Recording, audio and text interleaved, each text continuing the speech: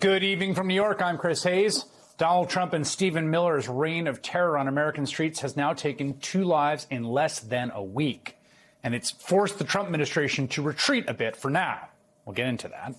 Americans are again waking up to the reality of what the Trump administration's mass deportation regime actually looks like on the streets in practice.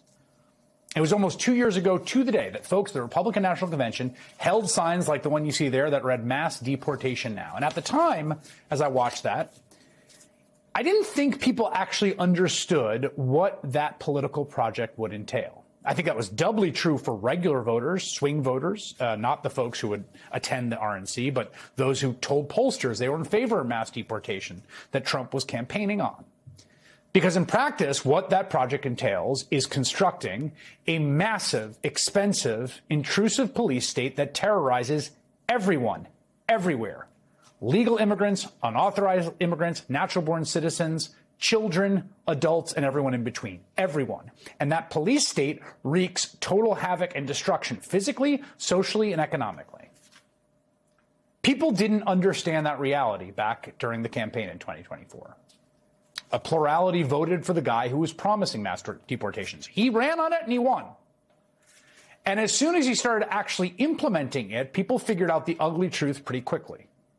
Now, part of that had to do with how gross and shameless this administration was back in early 2025. The gleeful advertising of their inherently violent and exclusionary vision, the white nationalist propaganda seeping for every pore on social media, the approach from then Homeland Security Secretary Kristi Noem, remember her, and then Border Commissar Greg Bovino, to shove this all in our faces, to revel in the cruelty. Infamously, Noem took a photo op at the El Salvadoran mega prison to gloat over all the folks this country was wrongfully deporting there. Her agency led a kind of shock and awe raid on a Southside residential Chicago apartment complex with Apache helicopters. Folks in camo rappelling down the sides. And at first they claimed they had to terrorize a residential neighborhood in the middle of the city because a Venezuelan gang had occupied the building. But in the end, no, we learned they really just harassed a bunch of folks in the middle of the night because their landlord had complained about squatters. This was just a few examples, but it turned out that people didn't like to watch this. They didn't like this kind of behavior, the terror, and then the constant lying about it. A lot of ordinary folks got radicalized as they watched this behavior from their government.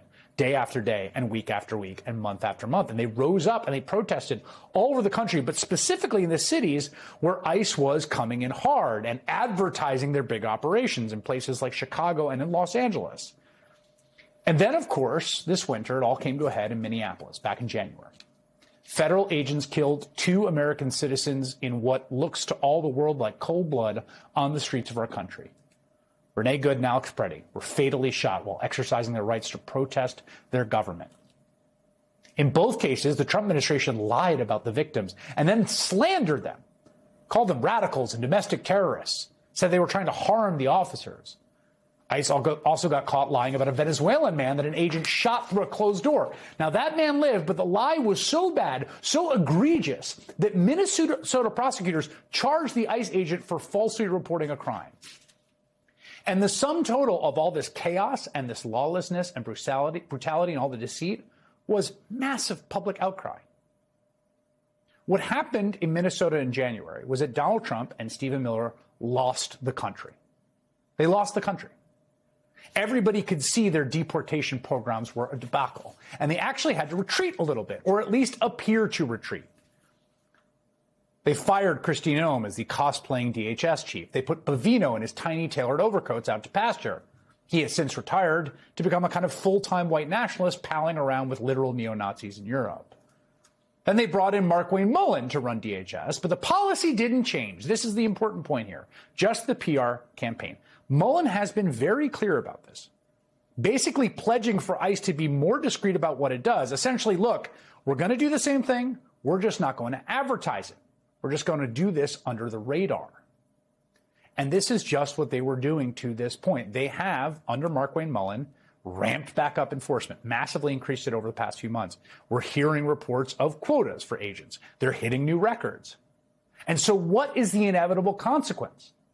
This is the inevitable consequence, the blood on the street. They have once again killed 2 innocent people for no reason. First, in Texas last week, ICE agents shot and killed Lorenzo Salgado Araujo after they pulled over the wrong car.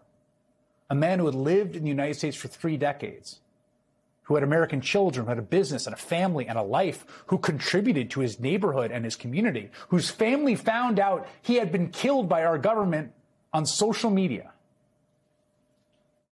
I saw a video posted on Facebook that he had been shot. I recognized him immediately.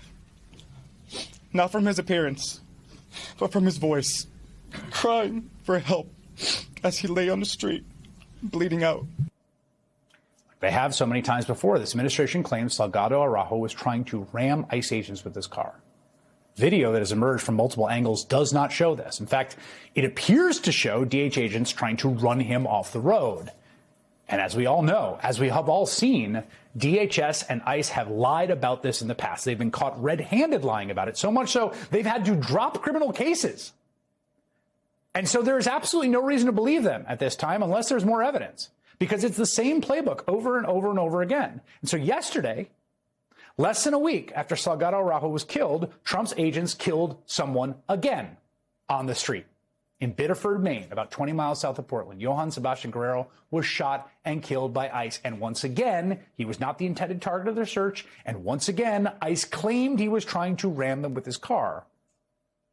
Listen to this. An eyewitness to the scene says she heard the agent trying to get his story straight in real time. Quote, "He tried to run me over." Another eyewitness said he heard the same justification.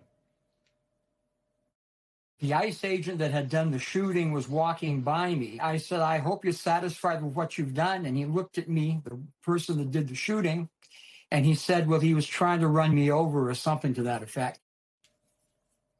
For what it's worth, the statement from ICE only says the officer was fearing for public safety, not fearing for his life. Doesn't indicate in the official ICE statement that he was trying to run him over.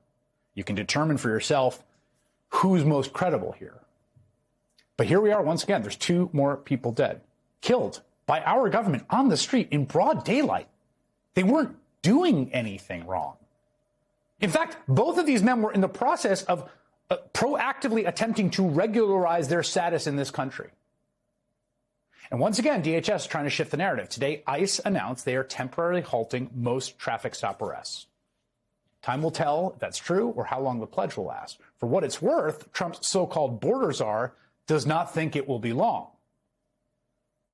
That decision was made by the secretary along with leadership at ICE.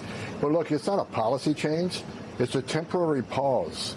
Look, we had the last couple of shootings. ICE leadership along with DHS believes they want to look at these last couple of incidents and look, is there something that could have been done better? Is there any training that can be improved? Or it's simply ICE doing their job and bad things happen when people don't comply with law enforcement officers. So I think it's going to be a short pause.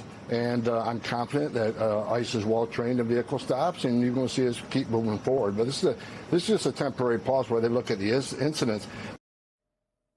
Don't worry, Homan's saying. It's a temporary pause. We will get back to running people off the road and firing at them at will.